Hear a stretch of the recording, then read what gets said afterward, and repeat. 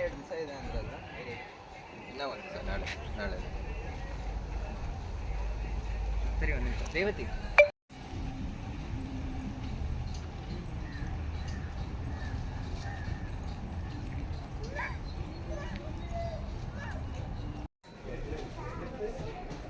Anjira,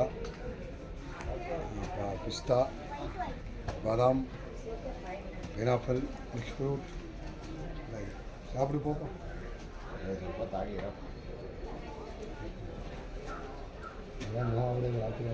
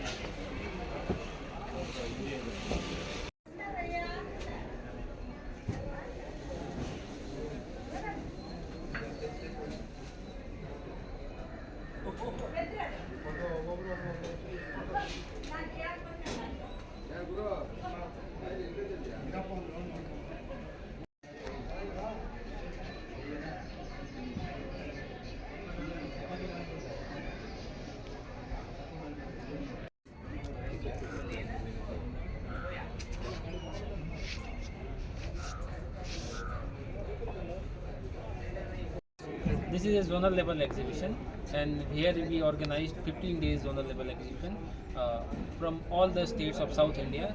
The poor artisans and institutions are participating here.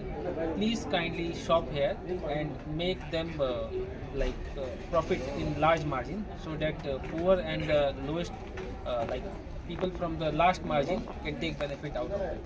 And this is by the government of India. Please come, take and benefit. Thank you.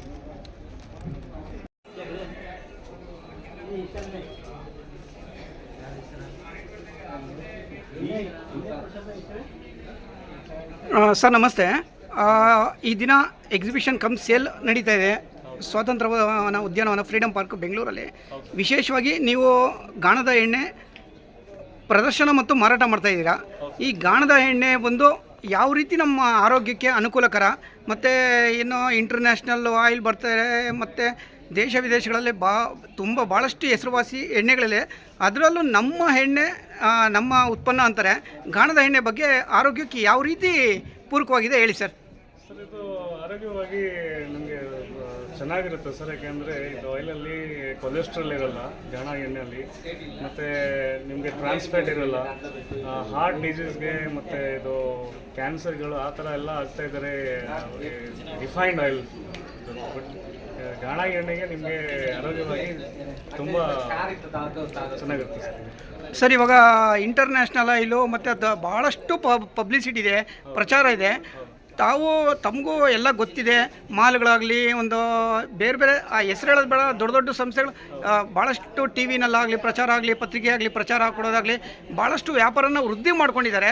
ನಿಮ್ಮದು ಗಾಣದ ಎಣ್ಣೆ ಬಂದು ಆರೋಗ್ಯಕ್ಕೆ ಭಾಳಷ್ಟು healthy product, but ಪ್ರಚಾರ ಕೊರತೆ ಎಲ್ಲೋ ಕಡಿಮೆ ಇದೆ ಅನಿಸುತ್ತಲ್ಲ ಸರ್.